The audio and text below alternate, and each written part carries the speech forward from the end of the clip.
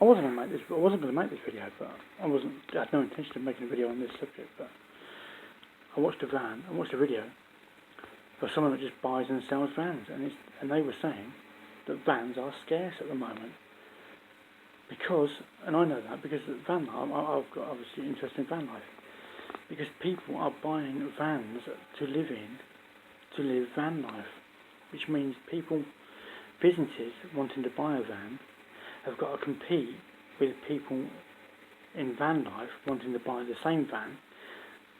A business needs to deliver products, and the van life needs to make into a camper van, right? And they're competing against each other to buy vans. But the problem is that businesses want to buy them for next to nothing, or as cheap as possible, and then make a profit on them, selling them on. Yeah? But van life are using different funding source, because people living van life are buying vans and they're using the money they used to pay in rent or a mortgage to buy the van, which means it's costing the people living van life nothing to actually to buy the van. Because if they didn't pay money into buying the van, they'd have to pay it into paying rent, or they'd have to get a house and pay a mortgage for 25 years, whatever it is. So the van is costing people living van life nothing, because they've still got to pay £600 a month anyway for a room, to buy a van, or towards a mortgage. So and it's going to create a van shortage. At the moment there's a truck driver shortage and a fuel shortage, but there's not a shortage of trucks. But van life, there's a shortage of drivers that want to do multi-drop. There's a shortage of fuel, and there will be a shortage of vans, and they're becoming scarce at the moment. You've only got to watch a van auction now, and the prices will increase. And even I watch a van channel that sells vans, and they're selling straight into the camper van market, because they know that the camper van market will buy them all day long.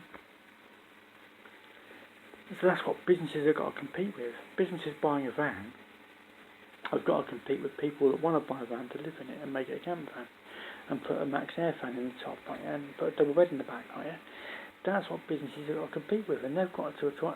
Businesses want to buy it for cheaper price, and people living van life can overpay the value of the van if it's a good van, because they can afford to, because they're only using money they would have paid in rent, which you wouldn't have got anything for anyway. If they paid rent, they get nothing for it. They get the use of a room for a month. That's it. And after a month, they've got to pay a load more to get another month use of a rented room. If they pay mortgage, you've got to pay for years and years and years and years. Or, which they can't afford to get a mortgage, yeah? So they've either got to pay rent and get nothing for it, or just a month's rent for, say, 500, 600, 700 quid, whatever it is, yeah? Per month. Or they've got to pay a mortgage, but they can't get a mortgage because they're not earning enough money to get a mortgage. Or they pay it in vans, but so they can pay 20, 30, 40,000 pounds, 30 grand for a van, which is only 6 years renting a room, isn't it? 5, 6, only 5 years renting a room, and you've got a 30 grand van bought and paid for. Easy, isn't it? So they can overpay and outbid businesses to buy vans, which will create a van shortage. That's just basic maths. So there is going to be a van shortage. I know that from van life. There's even people now selling vans straight into the camper van market, and people buying and selling vans can't find vans cheap enough to make a profit on it, because the prices are going up. Just like fuel now.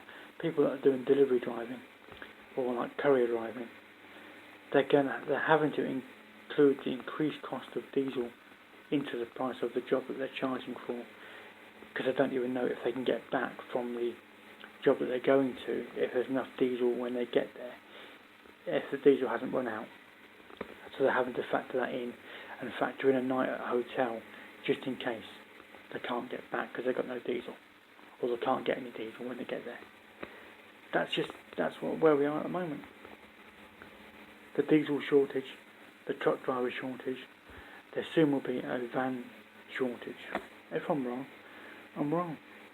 But when there is a van shortage, it'll prove me right, won't it? All good fun. Adios.